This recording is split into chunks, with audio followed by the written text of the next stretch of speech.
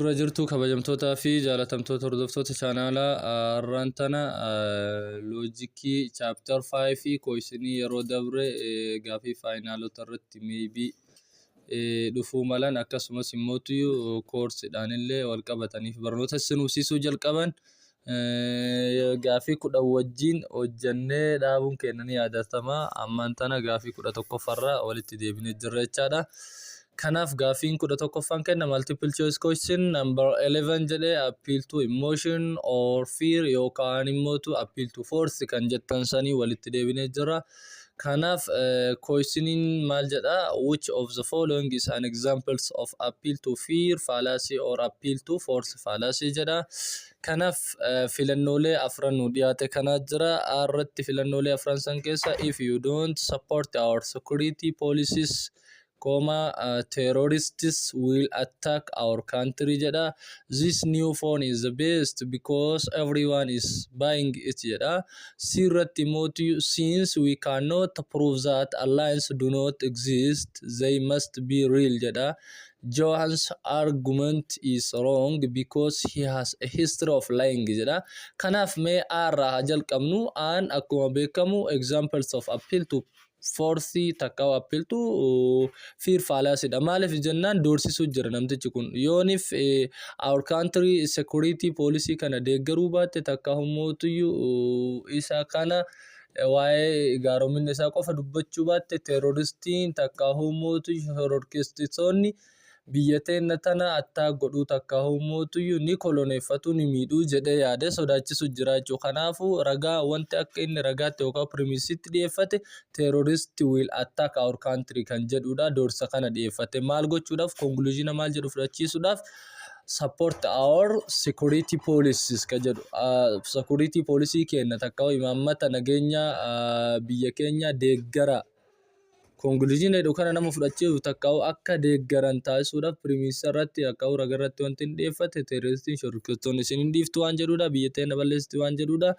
Barra kan jiru mootu this new phone is the best because everyone is buying it jedhu. Kun immoo bandwagonidha. Appeal to maalii jala gala appeal to people jala bandwagon type sadiitu jira jennee waliin barannee turre yeroo darbe. Kuni vanity soson taane bandwagon jala kan galudha jechuudha. Majoritiin silkii tana waan bitaniif takka humootu namni hedduun takka namni hundi silkii tana waan bitaniif qofa silkiin haarofti tun bitamuu qabdeedha. Conclusion isaa silkii haarawa tana bitiidha. Takka new phone tun bestedha waan jedhudha. Silkiin haarawin tun gaariidha waan jedhudha. Conclusion wanti inni akka primisiti takka sababa yookaan evidensiitti fidate mootu majority yookiin namni hundi silkii tana bitutti jiraadha. Kanaafiyyuu kun ragaa fudhatama qabu miti. Bandwagon tahabiin sirra kan jiru since we cannot prove that alliance do not exist, they must be at real. Kun immoo maal agarsiisa? Appeal to ignorance dha. Sababbiin isaa wanti tokko jiraachuun isaa yoo ka irra gahamuu dhabamu taate irra gahamuun ka dadhamu taate hin jiru jedhanii murteessu yookiin wanti tokko immoo dhabamuun isaa yoo ka irra gahamuu dadhabe taate ni jira jedhanii murteessuun maal jedhamee beekama? Appeal to ignorance fallacy dha. Takka fallacy wallaalummaa irratti hirkatu jedhama jechuudha. Dan immoo John's argument is wrong because what he has what history of lying. Kun immoo argument against person dha jechuudha. Argumentii qeequu dhiisee namicha qeeqe.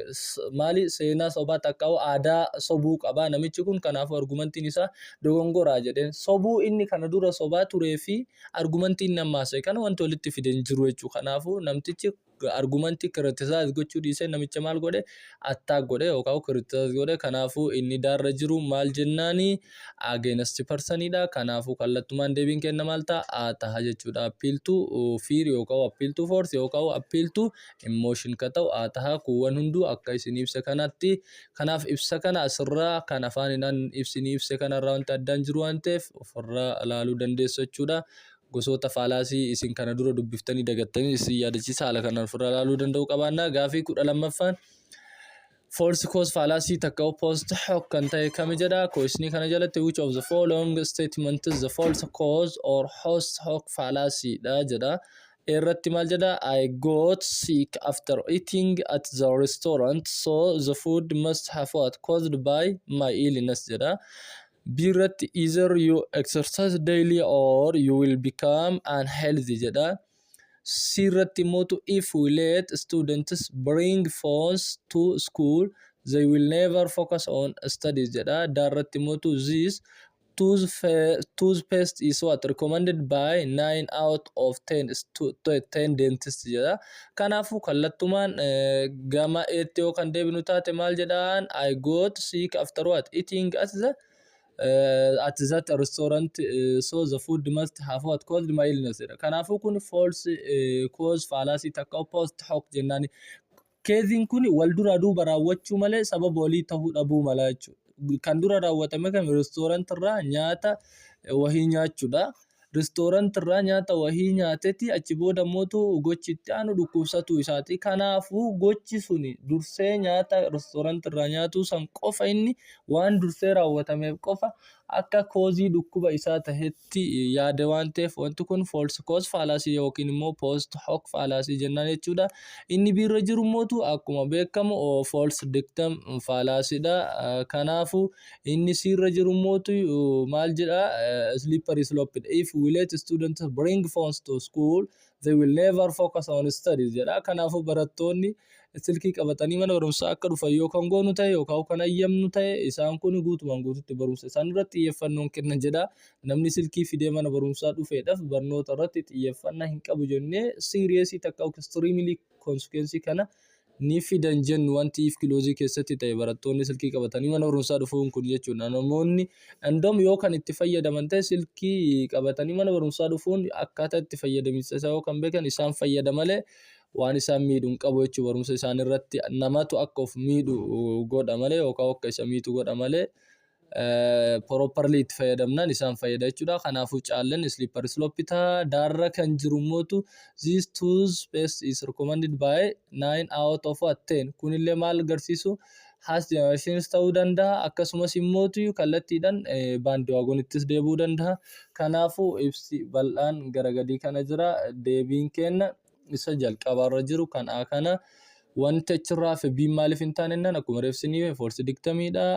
Presenting only two choices when more choices are existed. Sirra kan jiru slippery slope waliin jenne dirra kan jiru immoo appeal to authorities ni ta'a akkasumas immootu maalis ta'uu danda'a.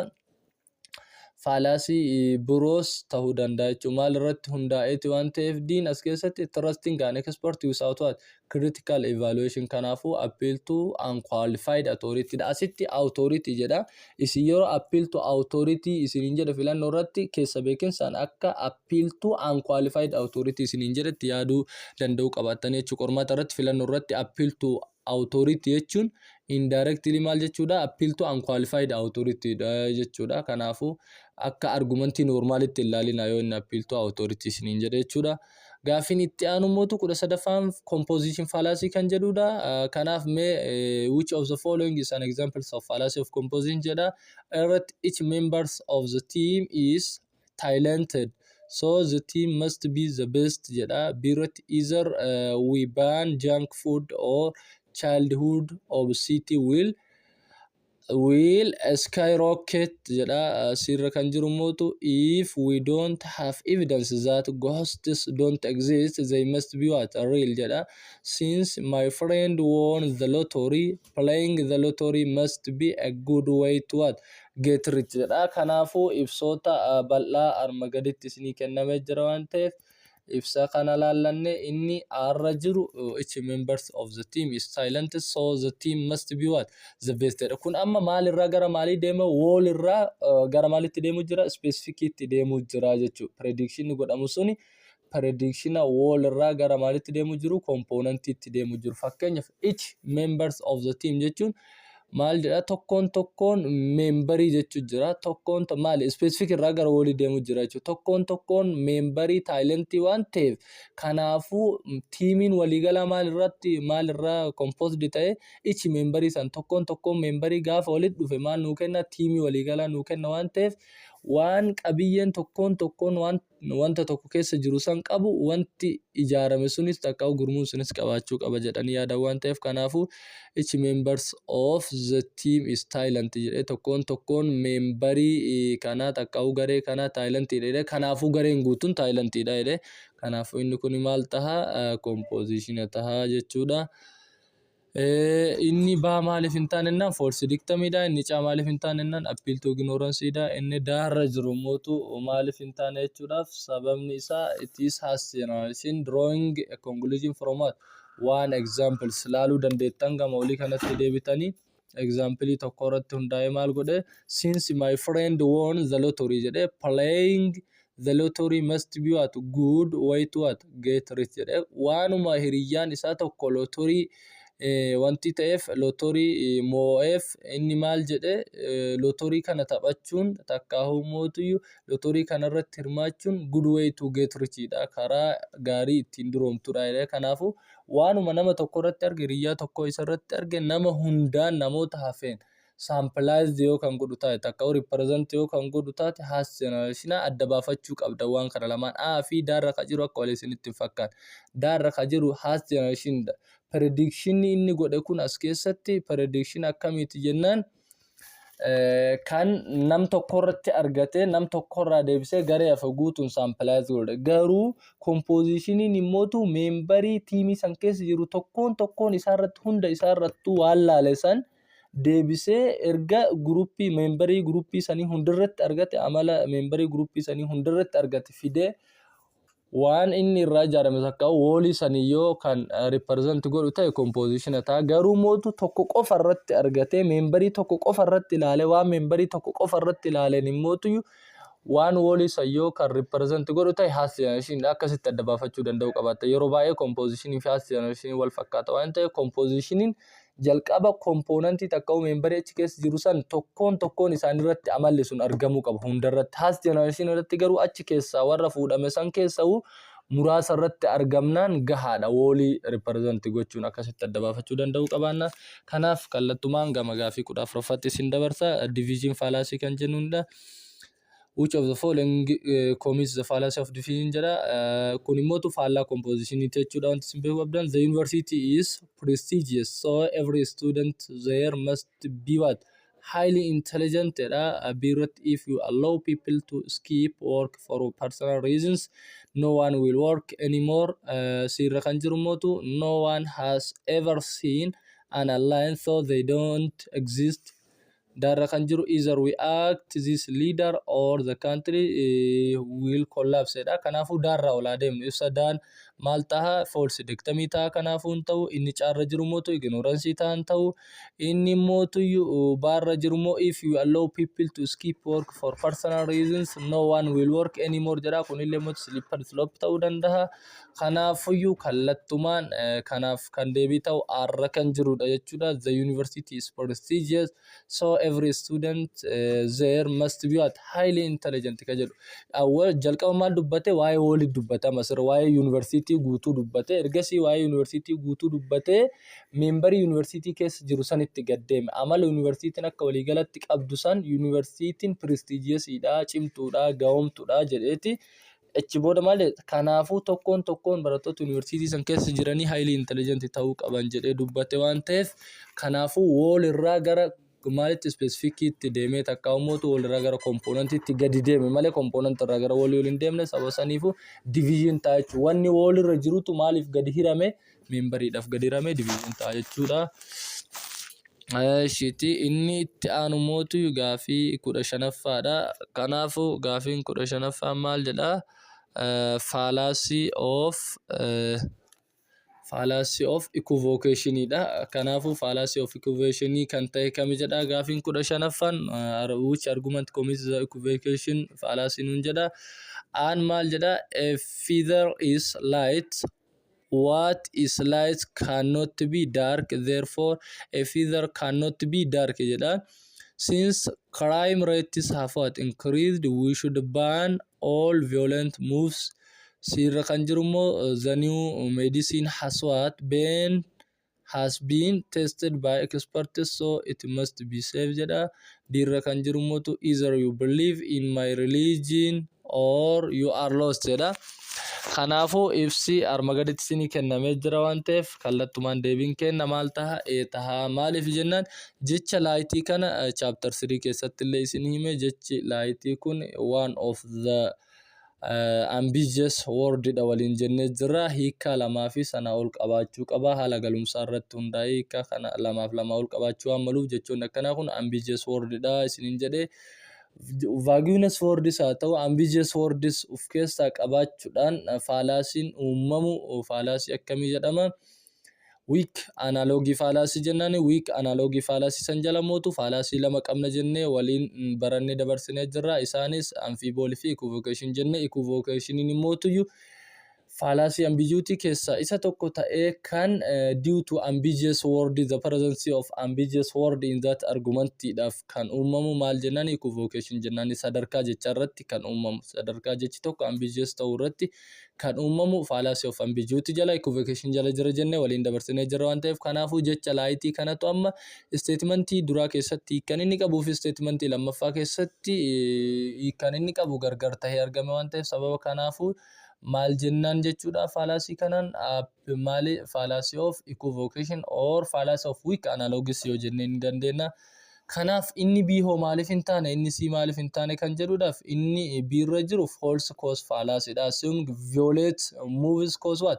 Karaa without proof hin taane wanti kun assume mata'eetuma maal jedhamee yaaddame movie violate gochuun maal cause godha jedhee takkaa'u maal akka argamu taasisedha. Karaa inni takkaa'u yakka akka uumamuuf sababa ta'a jedhee garuu wanti proof ta'e irra gahamee hin jiru. Kanaafuu false cause dha jechuun sababa waan tokkoof waan sababa hin taane fidate waan ta'eef ragaa malee. Inni sirra jiru immoo appeal to unqualified authority dha. Assuming experts are what? Always right jedhe waan ta'eef kanaaf hin ta'u. Daarra kan jiru mootu false cause maali false dictum dha. Sababa kanaafuu kallattumaan deebiin kenna maal ta'a? Tahaa jechuudha. Ol deebitanii ibsa isaatiif gaafii walirratti ilaaluu dandeettanii. Gaafiin itti aanu gaafii 16ffaadha. Gaafiin 16ffaan maal jedha? Appeal to tradition fallacy jedha. Appeal to tradition fallacy kun maalidha? Fallacy akkana haarawaa hin agarree yookaan jettan taate fallacy appeal to tradition jennuun kun fallacy akkamiiti jennaan? Yeroo sababa dhiyeessitu tokko fakkeenyaaf sababa ragaa hawaasa keessatti jiru takkaa'u mootu ragaan ati qabatte suni yoonif maal ta'e simply kan proved osoo hin taane akkanumatti yaada keetiin ofirraa kaastee kan fudhatu ta'e yeroo dheeraadhaaf wanti suni lafa qabatee jiraachuudhaaf kan fudhatu yoo ta'e appeal to tradition fallacy jennaani. Kanaafuu filannoolee afran san keessa kamta halata kan jedhu itti dabarra jechuudha. Kanaaf maal jedha? We should continue using this method because it has been what done this way for what generation jedha. But if you allow same day delivery people will what become too lazy to shop in stores jedha. Sirra kan jiru you should buy this brand because a famous athlete endorses it jedha. Darra kan jiru immoo if I don't bring my lucky pen to the exam I will fail jedha. Kanaafuu kallattumaan ibsa kana kan waliin ilaalu ta'a irratti we should continue using this method because it has been done this way for generation kan jedhu kallattumaan deebii kenna ta'a jedha. Akkamitti deebii kenna ka ta'e kan jedhu waliin ilaalla. Jalqaba irratti maal jedha? Sababbiin inni deebii ta'eef jedha the appeal to tradition fallacy argues that something should be continued simply because it has been done for a long time. Kanaafuu gosa fallacy keessa yeroo takka takka fallacy'n akkanallee isinitti dhufuu mala waan ta'eef fallacy kana yeroo takka takka fallacy kam jalatti ramaduun ni danda'ama? Appeal to people fallacy jalatti fallacy ramadamuudha jechuudha. Bandi waagonii walitti dhiyaata garuu kallattiin inni bandi waagonii miti. Appeal to tradition fallacy kun wanti tokko yeroo dheeraadhaaf waan raawwatameef qofa raawwatamuu qaba. Ammas itti fufuu qaba. Yeroo dheeraadhaaf kana dura raawwatamaa ture waan ta'eef namni yeroo dheeraadhaaf isa raawwataa waan tureef wanti kun raawwatamuu qaba jedhanii wanti isaan akka ragaatti fidatan hawaasni tokko waan tokko yeroo dheeraadhaaf raawwatuun akka ragaatti yoo kan dhiyaatu ta'e appeal to tradition fallacy jedhama. Asumaanuu fallacy haarawaa danda'u qabaattan jechuudha. Qormaata irratti yeroo takka takka faalaasii isin barattan qofa osoo hin taane faalaasiin isin hin baratin illee dhufuu mala waan ta'eef has been done for a long time without considering whether it is what still valid or effective. Waa'ee effektifummaa takka bu'a qabeessummaa isaatiif akkasumas immoo vaalidummaa isaa istiraakchariin isaa sirrii ta'uuf ta'uu dhabu yookaan dhugummaan isaa osoo hin laallamne yeroo dheeraadhaaf waan raawwatameef qofa yeroo dheeraa san akka ragaatti fidachuudhaan wanti sun akka raawwatamu takka conclusion sun akka fudhatamu yookaan godhamu taate appeal to tradition fallacy jedhama. This types of fallacy is one of the types of what appeal to people fallacy dha jechuudha. Haala kanaan beekuu danda'uu qabaanna. Biirri kan jiru slippery slope waan ta'eef ta'uu dide maal jennaan assuming one action will what lead to extreme consequences jedha. Sirra kan jiru mootu is an appeal to unqualified authority dha. Sababiin isaa using celebrity what endorsements instead of what logical reasoning kasla fayyadamuu qabu. Kana fayyadame jedha.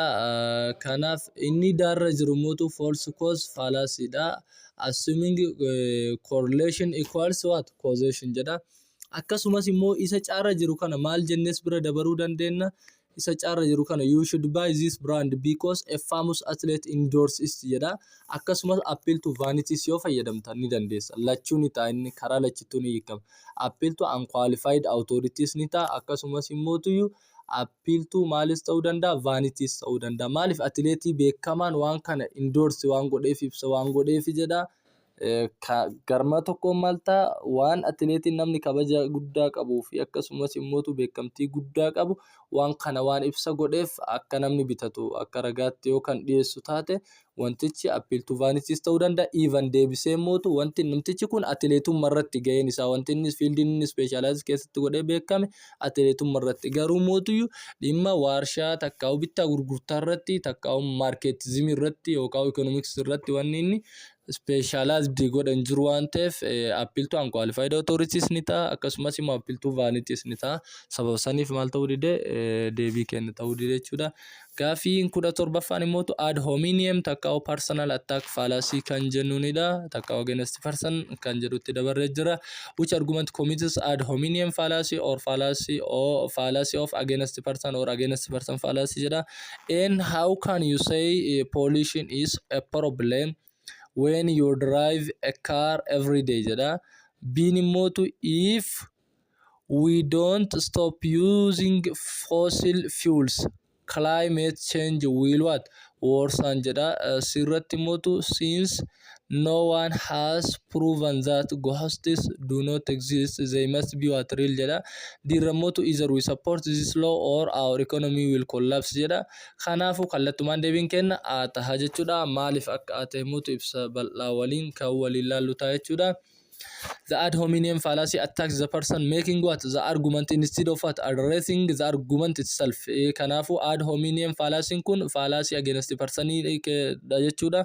Fallacy against the person kun immoo bakka sila argumentii qeequu qabu argumentii dhiisee namtichi argumentii san gaggeessaa jiru yookaan arguarii san yookaan qeequ ta'e maal jedhama ad hominem fallacy takka immoo fallacy of against person kan jedhamudha. Just because what someone drives a car does not what mean their arguments about that pollution is invalid. Namni tokko shufeera makiinaa ta'uun takkaa'u makiinaa oofuun isaa hojii isaa sallaalleetiin argumentii inni dubbatan maal gochuu hin qabnu invalid jechuun hin qabnu jechuudha. Namni tokko suphee yoo tume takkaa'u mootu sibiila yoo tume tumtuu jechuu yoo kan dalagu taate dubbiin inni dubbatu sun inni tumtuu waan tumeef hojii isaa sanii wal qabsiifnee takkaa'u circumstantial isaa laallee yookiin immoo dalagaa inni irra jiru san laallee maal gochuu hin qabnu namicha kana arrabsuu hin qabnu isa argumentii isaa saniif isas attack gochuu hin qabnu jechuudha. Garuu namtichi kun maal godha asirratti how can you say pollution is problem jedheen faalamiinsi qilleensaa akkamitti rakkoo qaba jettedha when you drive a car every day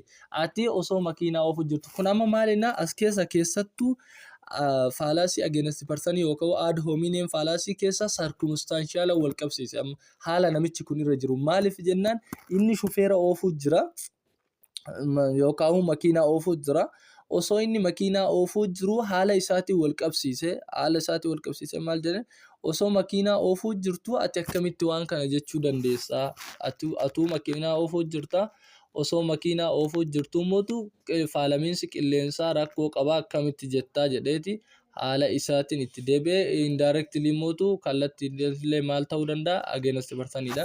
Shufeerummaa isaa takka dalagaa isaa saniin isa qeequu takka isa arrabsuu barbaade. Maal dhiisee argumenticha inni dubbate kana sirriidha yookaan sirrii miti jedhee ragaa biraa fidachuu dhiisee jechuudha. Kanaafuu biinoo maaliif hin taane jennaan causal argumentii takka uummatu not fallacyidha. Fallacy of keessaa hin qabu. Causal argumentii jechuun argumentii cause irraa gara maalii deemu effectii deemu yookaan effect irraa gara cause deemu waan ta'eef fallacy miti. Inni biirra jiru inni sirra jiru mootu an appeal to ignoranceidha.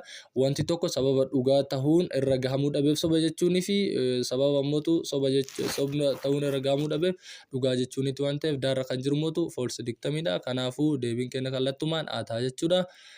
Gaafii 18ffaa maal jedhaa jennaan no true Scotsman fallacy kan ta'e jedhaa. Dhiiroo fallacy'n kun yoon baranne akkamii kan jedhu waliin kan laallu ta'a. Innis akkuma appeal to tradition fallacy haaraa waan ta'eef waliin laalla jechuudha.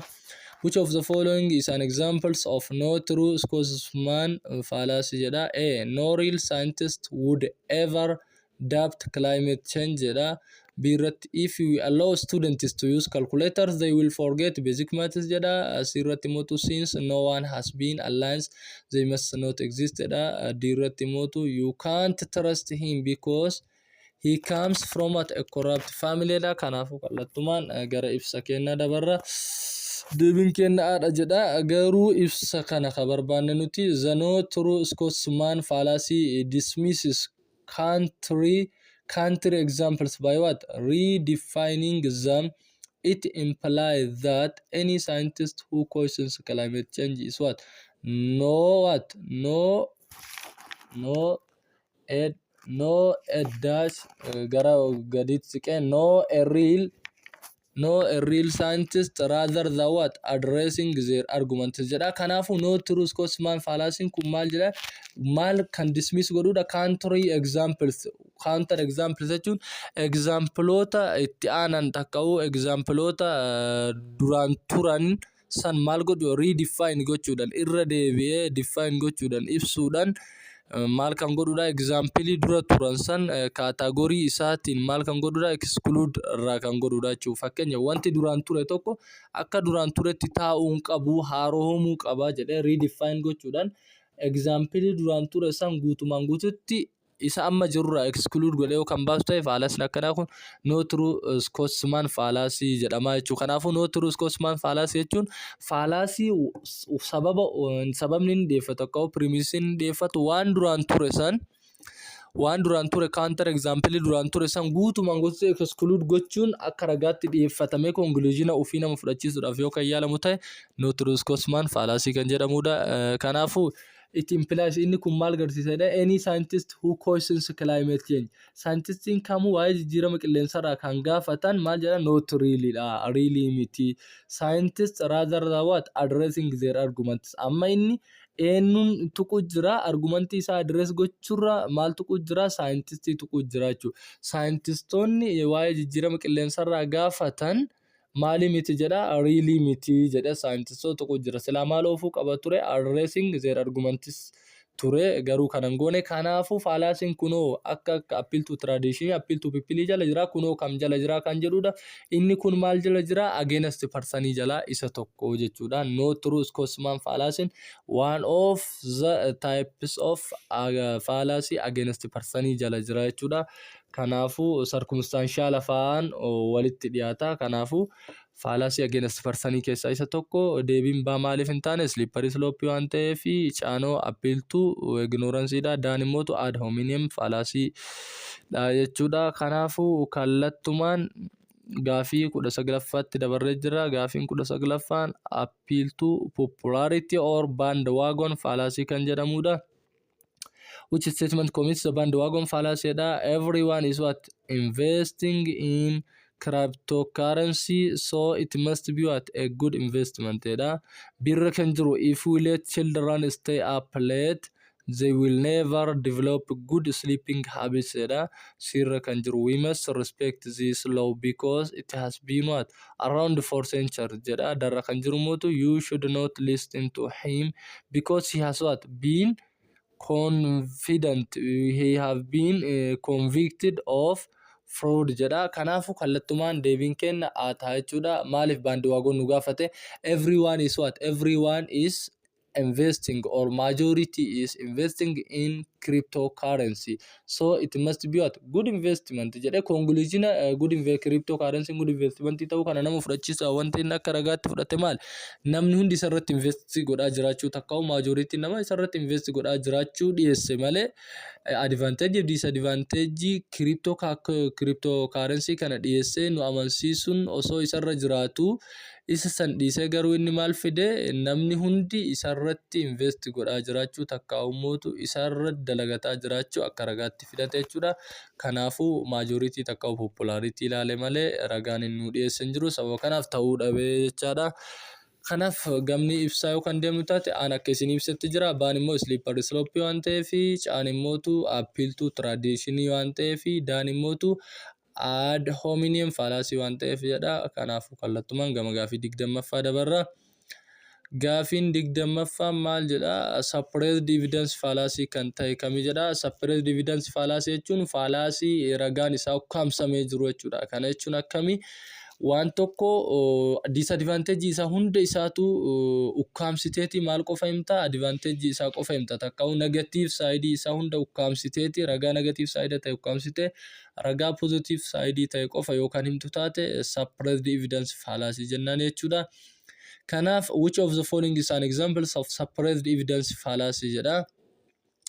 Suppressed evidence fallacy kan ta'e kam jedha? Art this product has what? Great reviews, so it must be what? The best, but I ignores the negative reviews jedha. Laala asitti waan jechuu jiru productiin kun productii maal qabuudha jedha? Great view qabuudha, takkaawu nama biratti ilaalcha guddaa qabuudha jedha yookaan gatii guddaa qabuudha jedha. So it must be what? The best. Kanaafuu inni best ta'uu qaba jedha. But I ignore and hin beeku jedha the negative reviews.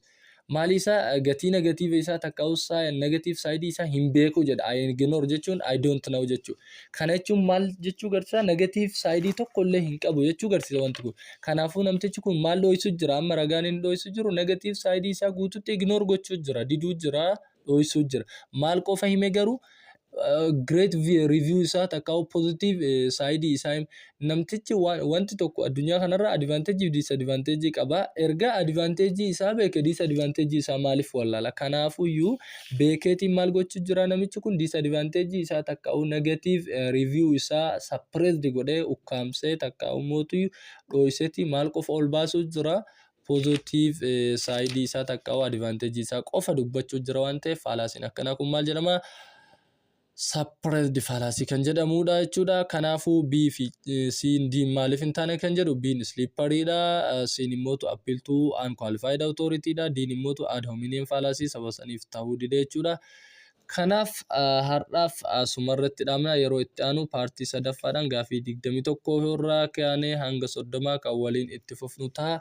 Kanaafuu asirraa wanti isin hubsiisuu barbaade maaliif filannoo kana arra isinii kaa'e fakkaata? Ka deebii hunda isaa maaliif arratti takka'u jalqaba irratti kaa'e?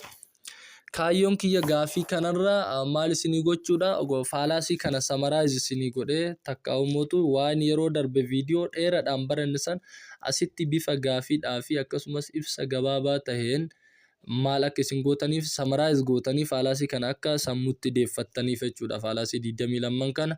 Kanaafuu fallacy 22 kana haala kanaan summarize gootanii sammuutti deeffachuu danda'u qabaattanii of yaadachiisuu danda'u qabaattanii yoo yeroo darbe viidiyoo dhageeffattanii qajeelan isinii gale isin harka akka sabaduuf yookaan yaalamu ta'e amma kana gaafii kanarratti fallacy'dhaan kana gabaabsitanii of keessatti deebisuu akka yaaltaniif filannoo isallee arra isinii godhe jechuu kan deebii ta'u akkasumas ibsa waliin isinii qopheesse yeroo itti aanu paartii 3 haaluma kanaan itti fufna.